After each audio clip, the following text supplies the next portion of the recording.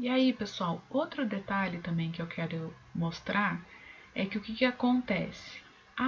As strings que são percorridas pela leitura scanf porcentagem F, ela não permite que sejam feitas adições de espaços em branco.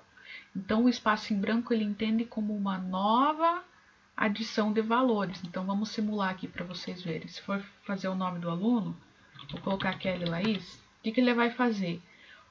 O espaço aqui ele jogou já como se tivesse uma informação de endereço, tá? Então ele já pulou para o curso.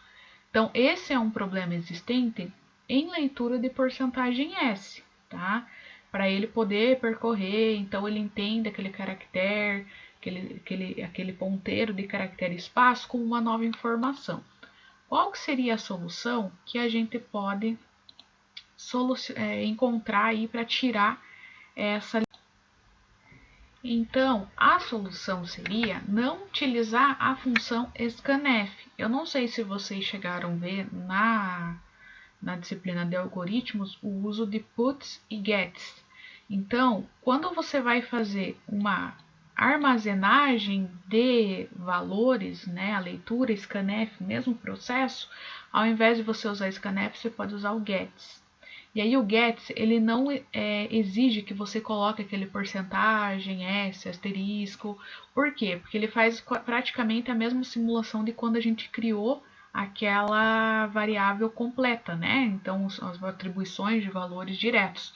Então, o gets, ele permite que você digite espaços no meio do texto e ele só vai terminar a armazenagem da informação quando você der um enter.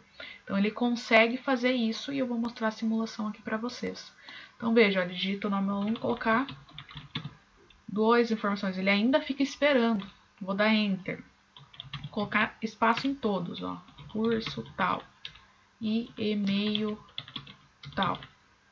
Quando vai mostrar, ó, então ele permite esse espaço, ele interpretou como uma posição do caractere, tá? Então a gente evita de fazer aquele porcentagem S, asterisco C.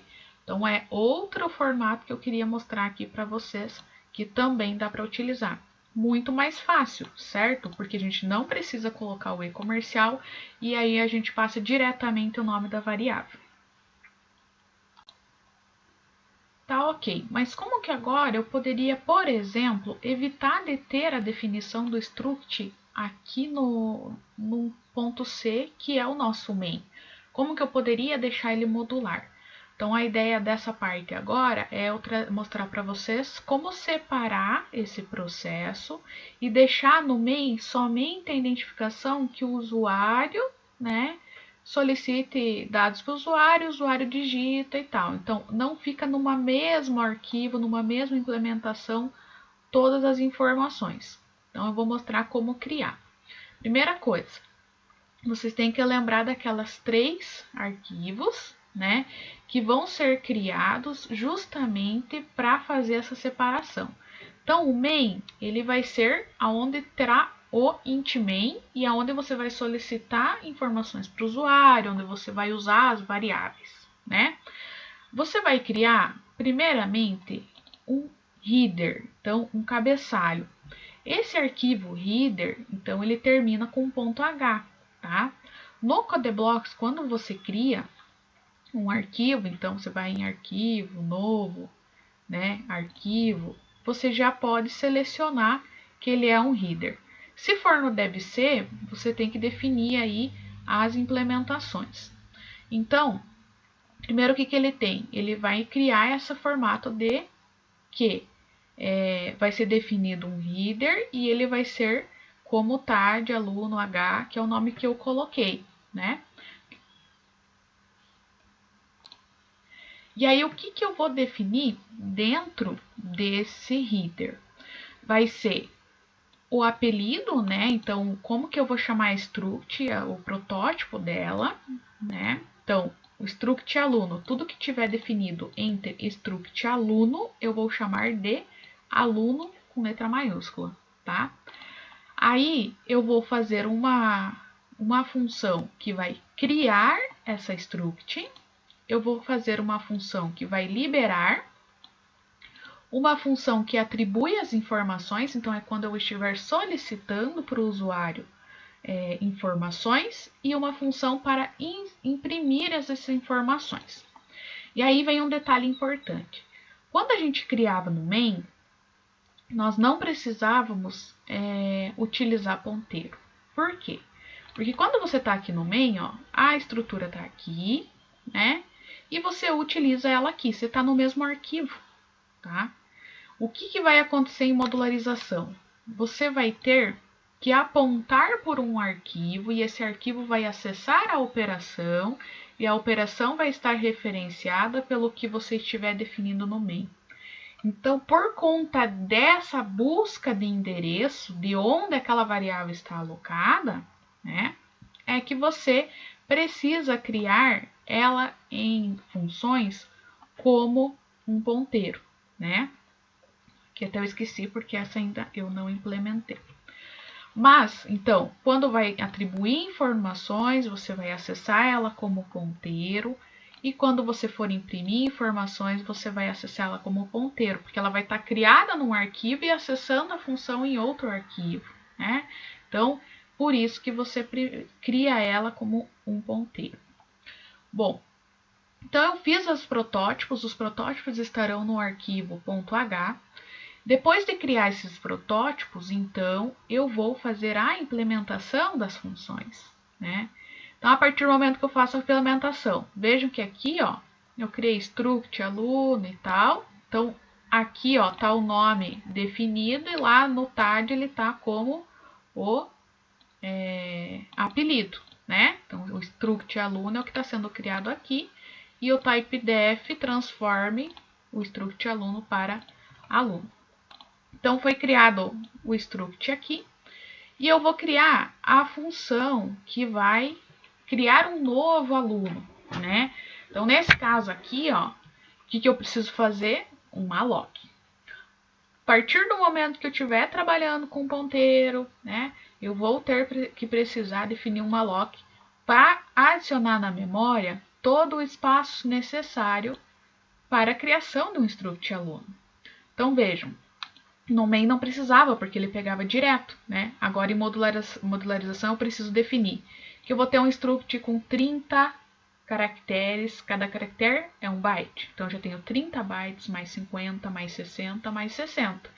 Então, o aluno, primeiramente, ele tem que verificar se é possível fazer a alocação de todos esses caracteres, né? E se não, ele vai exibir aí que é uma memória insuficiente.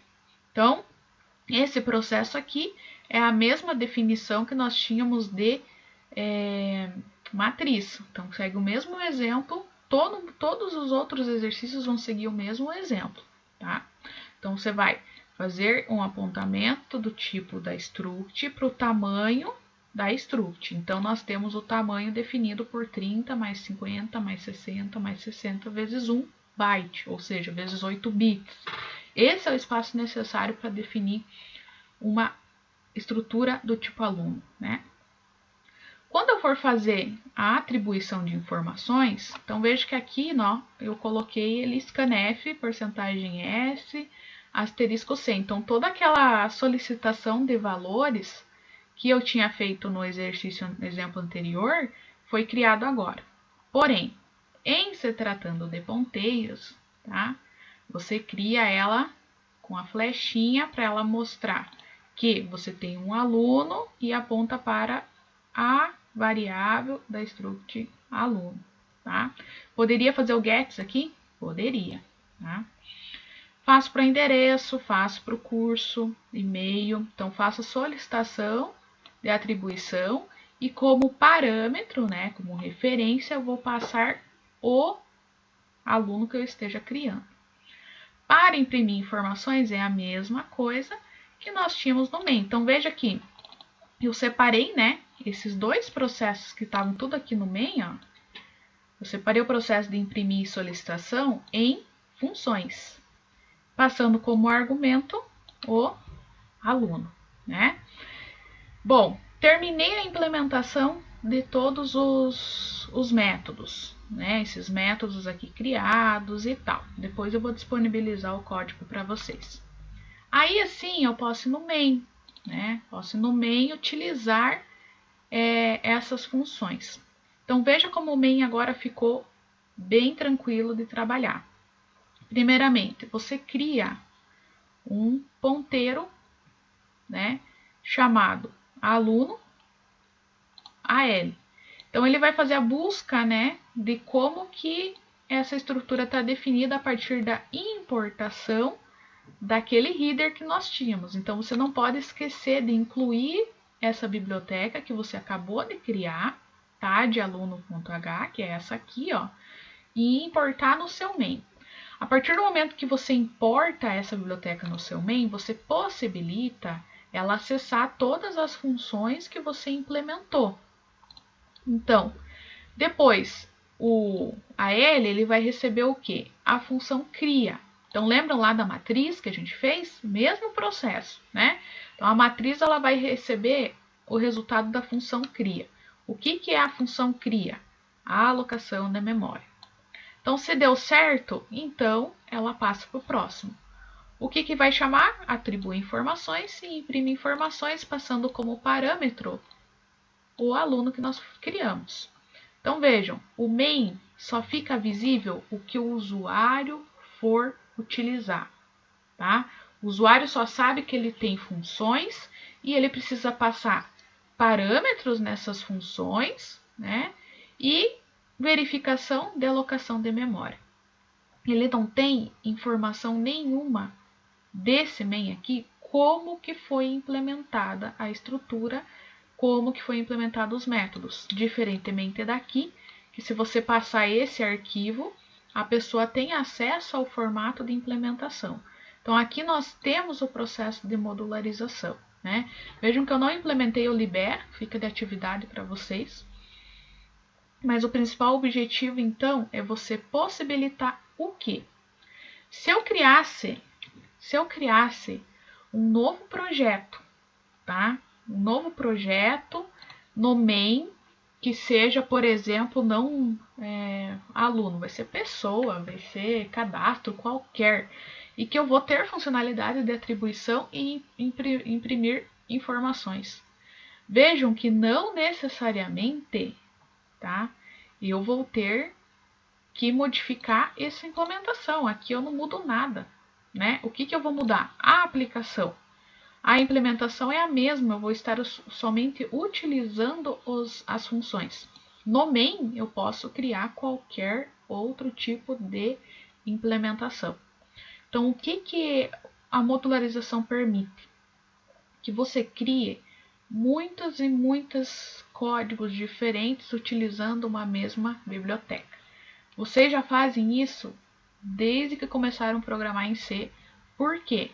Porque vocês fazem o include do stdio e o stdlib para permitir utilizar printf, scanf, gets e tal. Vocês já fazem o uso disso, mas vocês não têm ideia como que a função printf foi implementada.